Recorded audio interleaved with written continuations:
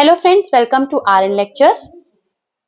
आपके सामने आज टॉपिक कुछ नया सा दिख रहा है, हालांकि ये नया बिल्कुल नहीं है। हम वाइटल्स में respiration point of view discuss कर चुके हैं।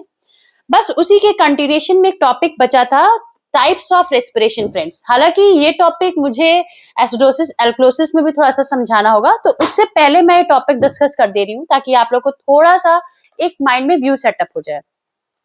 अच्छा, ये जो टॉपिक दिख रहा है ये है क्या? ये टॉपिक जो दिख रहा है ये है टाइप्स ऑफ रेस्पिरेशन है हमारे पास, ठीक है। तो अब हम चलते हैं और डिस्कस करते हैं क्या है Kussmaul's respiration.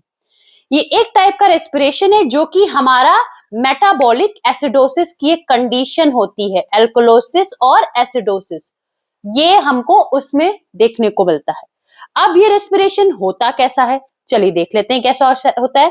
Abnormal increase in respiratory rate, यानी रेस्पिरेटरी रेट बढ़ रहा होगा। रेस्पिरेटरी रेट मैंने आपको रेंजेस बताई थी, मैंने newborn, infant, toddler, child, adolescent, adult, aged adult, पूरी रेंज मैंने आपको लिखवाई है। यूट्यूब पे वीडियो पड़ी है, वाइट आरएन लेक्चर्स करके चैनल है, आप उसमें प्लेलिस्ट में जाएंगे, वाइटल्स करके एक होगा हमारा, वाइटल्स करके जो प्लेलिस्ट है उसमें फीवर, पल्स और रेस्पिरेशन वाली वीडियो में आपको रेट मिल जाएगा, ठीक है।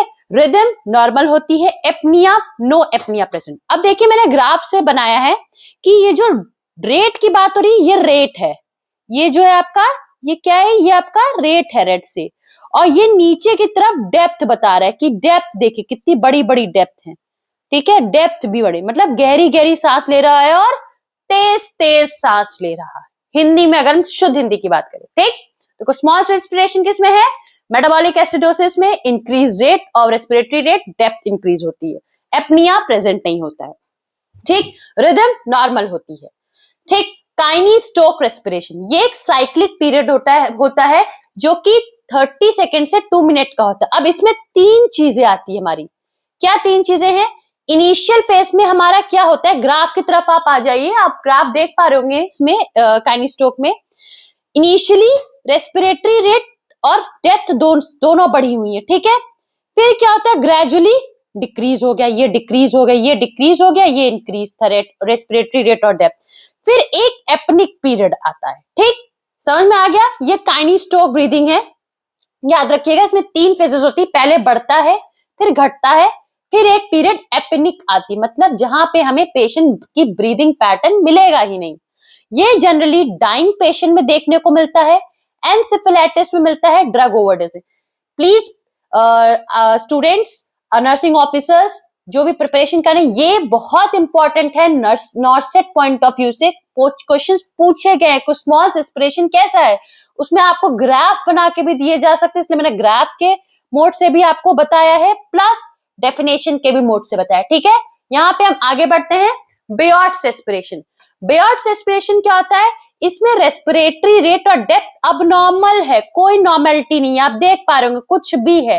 एसाइक्लिक एपनिया, कभी भी एपनिया प्रेजेंट हो सकता है, ये हमें ब्रेन डैमेज एंड मेनिंजाइटिस के पेशेंट में मिलता है, ठीक। तो यहां से आपको कुस्मॉल्स, काइनी-स्टोक, बेयर्ट्स, मैंने उसी सीक्वेंस में भी आपको पता है। सबसे पहले रेगुलरिटी है लेकिन बहुत तेज तेज है, फिर तेज है, कम है, फिर एपनिक है, फिर क्या है, अपने मन से एसाइक्लिक चीजें। तो यहां से इस लेक्चर से आपको शॉर्ट वीडियो थी आपके लिए टाइप्स ऑफ रेस्पिरेशन पे, जो कि मेरा रेस्पिरेशन वाले में थोड़ा सा रह गया था, इसलिए मैंने इसको वीडियो लैप्स ना हो, तो इसलिए मैंने इसको अलग से एक वीडियो रखी है। Kussmaul's respiration, Cheyne Stokes respiration, Biot's respiration, NORCET point of view से बहुत इंपॉर्टेंट है, ग्राफ से क्वेश्चंस आते हैं, प्लस डेफिनेशन से क्वेश्चन आते हैं, प्लस ये किस में देखने को मिलता है, किस कंडीशंस में कौन सी टाइप ऑफ रेस्पिरेशन देखने को मिलता है। थैंक यू फ्रेंड्स, मिलते हैं नेक्स्ट लेक्चर में नेक्स्ट टॉपिक के साथ। RN lectures on YouTube, please do not forget to like, subscribe my channel. Thank you friends.